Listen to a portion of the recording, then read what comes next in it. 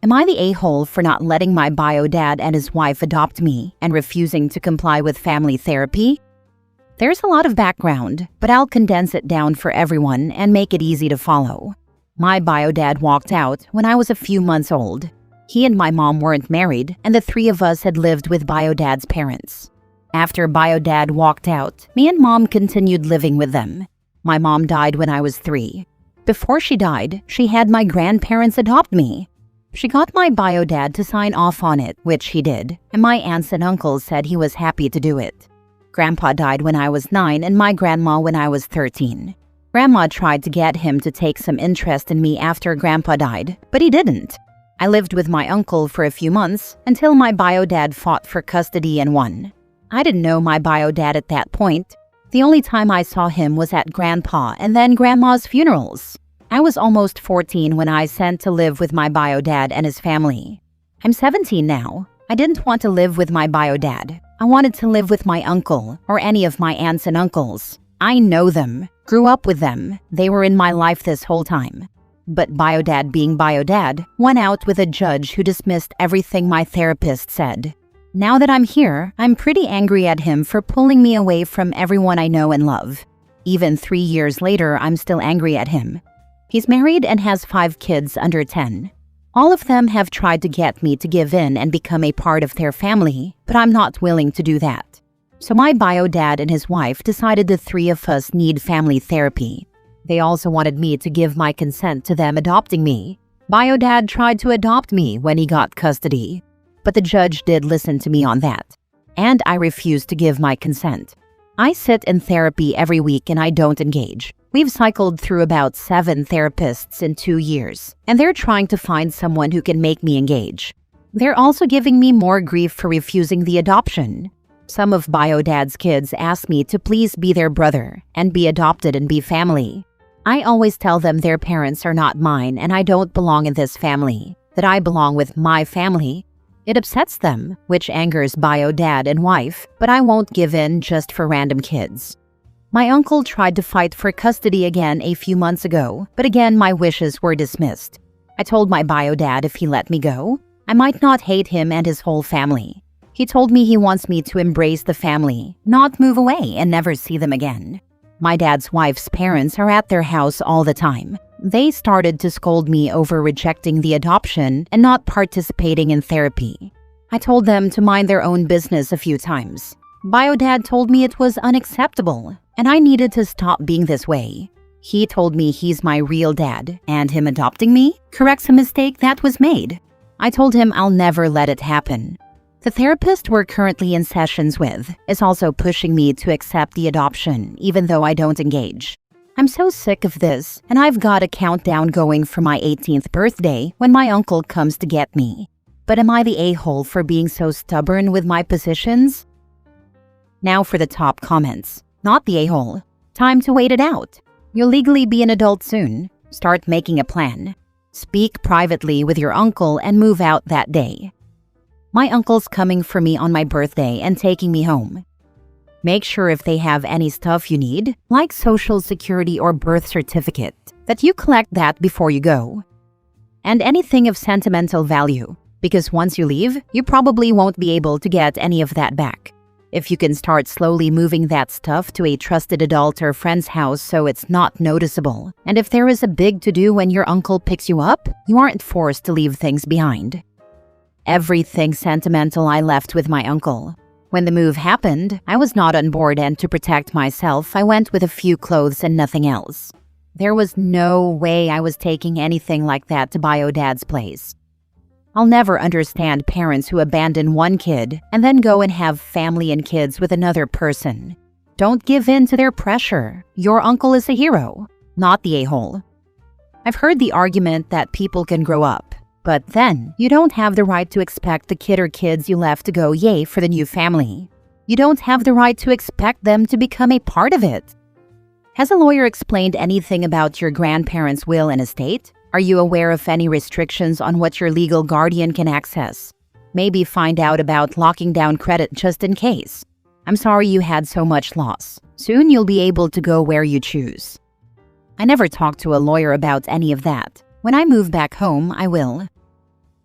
Next story. Am I the a-hole for not moving back in with my mom and hanging up on her when she called me crying that she missed me and wanted me back? My dad died when I, 17, was 11. My mom dated for a while, but nothing serious until she met Dan. Dan's a single dad with 2 kids, 4 and 6, and after dating for almost 2 years, they moved in together 3 months ago. I was cool with it until 2 incidents happened in a week. First one was coming home to the kids in my room, and my room was trashed. I'd made my bed before school and they'd pulled it apart. My clothes were all over the floor. The 4-year-old has pissed himself and the evidence was left visible on my piles of clothes. My mom had taken the kids out of the room and cleaned up the 4-year-old, but left my room as it was for me to clean up. I was angry. Dan explained it away as they're just young kids and told me not to be mad. I told him to watch his kids and keep them out of my room. Mom told me not to be mad at anyone and that these things happen. I said not if they kept an eye on the kids. I asked if I should go in and do the same to their room. Dan told me I'm old enough to know better. I told him to make his kids clean it, and Mom and Dan were quick to say they were too young to do that. The same thing happened a week later, only without the 4-year-old pissing himself this time. And this time they wrecked the photo of me and my dad that was in my room, and they broke the office chair I had in there. This time I lost it on my mom and told her that I was getting the heck out of there, and she could keep Dan and his little brats to herself because I wasn't dealing with it. Mom told me not to be so rash and said I just needed to calm down. Dan stood in front of the door to stop me from leaving. He said my mom's heart would break if I left. I told him I wasn't living with him and his kids. I went to stay with my grandparents, and my mom expected me to stay at most a week or 2 and then come home or whatever. But I see this as home now. Not having my room trashed or the bathroom all messy and gross from Dan's kids has been so good. And I'm so mad about that photo. I had a copy, but it wasn't the point. My mom's only now starting to accept I'm not coming back. She apologized a few times, but I ignored her. She called the other day and cried and told me she missed me and wanted me to come home and she'd do anything. I hung up before she could finish, and it didn't convince me to move back in, which sent Dan off on a rant at me over voicemail about how selfish I'm being and how I'm hurting my mom. Am I the a-hole? Not the a-hole, obviously. Are you saying Dan's children pissed in your room and trashed your room twice, and Dan wasn't the one to clean up the mess his children made? And your mother and Dan both watched you clean up their mess yourself? No repercussions for these 2 children? Dan and your mother are both gigantic a-holes and deserve each other. Made Dan's little darlings piss in his and your mother's bed in the future twice a day. The first time, yep, I had to clean my room up after them, and it took almost 2 hours, and even then, it had to be aired out, and my clothes all had to be washed. The second time I packed up some stuff and I left, so unless they cleaned it after I left, it would still be in a mess. No repercussions for the kids. Honestly, I was the one punished because I had to clean up after them. What do your grandparents think of this situation? It was super nice of them to take you in. My grandparents are upset Mom let this happen. They got along well with her before this, and even met Dan and had bought his kids Christmas gifts last year. They hate the fact she did it so close to when I was 18 too. Like she doesn't care because I'm almost out of her house anyway. Not the a-hole. All they had to do is help you clean up, put a lock on your door, and discipline the brats. Their plan of having a live-in babysitter is gone. That is the real reason right there. The free babysitter is gone. Women who chose men over their own kids are disgusting. Next story. Am I the a-hole for getting angry at a nurse who claimed my daughter isn't mine? So my partner and I adopted our daughter 2 years ago. We don't have any biological children, and we don't really plan to just yet. Our daughter is 6 years old now. She does understand that she's adopted, and we've made it clear time and time again that even though she didn't come from my belly, we still love her and treat her as if she did. The other day, I took her to a pediatrician because she said that one of her ears felt full. She did have a cold last week, so that was expected, and he said that her ear would drain out eventually. All good, the nurse comes in with a discharge sheet and commented that she would have never assumed that I was the mother of my daughter since I looked nothing like her, which I don't, for obvious reasons. So then I said, oh yeah, we adopted her, so that's why she doesn't look like me or my husband. Then this nurse goes, "Oh, okay, so she isn't your daughter." I was a little confused because I thought I had just explained this whole situation. I said again, "She is my daughter. We adopted her a few years back." The nurse says, "But technically she isn't your daughter, and her real mom is somewhere else." I was really upset because what the actual f***? I said again, "But she is my daughter, and I am her mom." The nurse kind of sighed and said, "Okay, maybe legally you are, but her real mom is the one that gave birth to her." My daughter was looking up at me, kind of confused, and I can't even imagine what was going through her head. I had enough. I said to this nurse, "What the hell is wrong with you? I keep telling you that I am her mother, and you keep denying that in front of my daughter, no less." The nurse goes, "I'm just stating a fact. Biologically, she's not yours." I went again. "Yeah, because she's adopted. We adopted her and gave her a home." What, I have to push her out of my vagina to be her mother? The nurse goes, "Well, that's the dictionary definition of what a mom is." I had enough. I told her to wash her mouth of the BS she had been saying at me and my daughter, and I left and went home. I was really shaken up at this point, and still was when we got home, and my husband noticed. I told him what had happened. He told me that the nurse was really dumb for saying that, but I shouldn't have blown up on her like that. Am I the a-hole Reddit? Now for the comments. Not the a-hole and report the nurse. No medical professional should be saying in front of a child that you aren't her real mom due to their bias. Especially in a pediatrician's office where this kind of thing has to come up all the time. You definitely need to discuss this with the pediatrician. She was completely out of line. Absolutely, I plan to bring it up with the pediatrician. I think it's important to address this calmly so it doesn't happen again.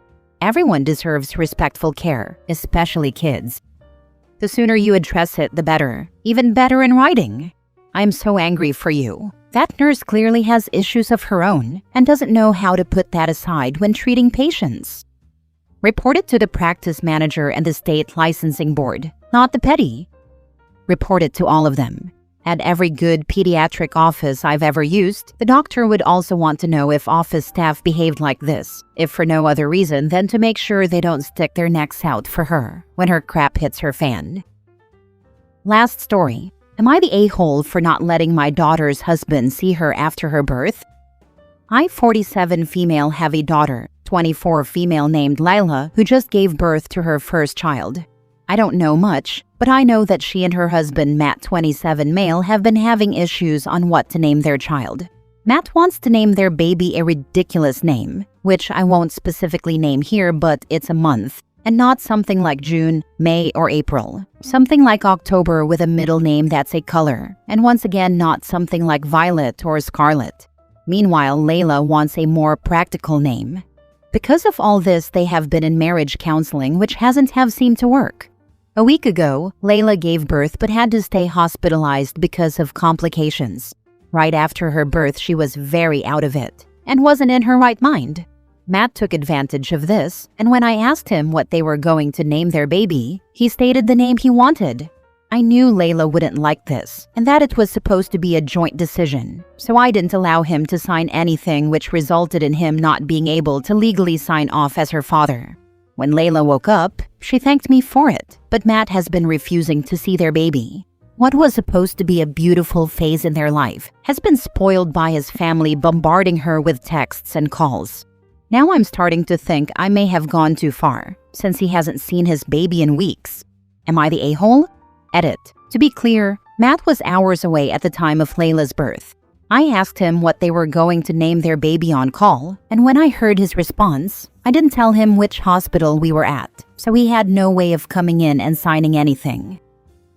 There are two issues here that people keep focusing on. 1. OP didn't tell the father where the hospital was, so he could not sign any paperwork. 2. OP's daughter was medically incapacitated and unable to exert her own rights after birth, and her husband was planning on taking advantage of that to name the baby something she has firmly refused. Both of these are big issues. I can feel some sympathy for a father missing out on his child's birth, but the fact that he planned to take advantage of his wife at her most vulnerable moment just to get his way is frankly disgusting. Had he not done that, OP would have told him what hospital that they were at, and the paperwork would already be done. This seems to me like a case of the father facing the repercussions of his own actions. He could have just acted with integrity and waited for his wife to recover to decide the name. And also, where is his concern for his wife in all this? His first thought is not to worry about her condition, but to win a point on the baby's name?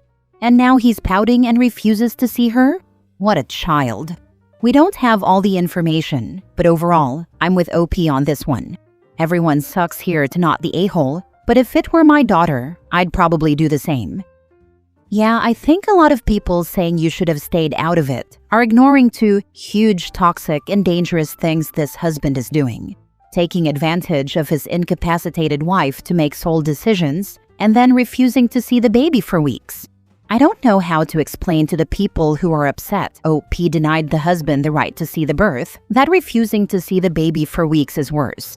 He's denying himself days and days and days on end from his own newborn over a name, rather than actually being there for said newborn and the woman who birthed their child and spent time recovering longer in the hospital. It's giving the same vibes as people who equate an insult to being on the same level as punching someone. Right. It's very hard to stay out of it when one of the people is incapacitated and can't actually say what they want. Wait, he didn't know what hospital she was giving birth at? Was he completely uninvolved in her pregnancy? Just like he's completely uninvolved with the baby now, he's consistent at least.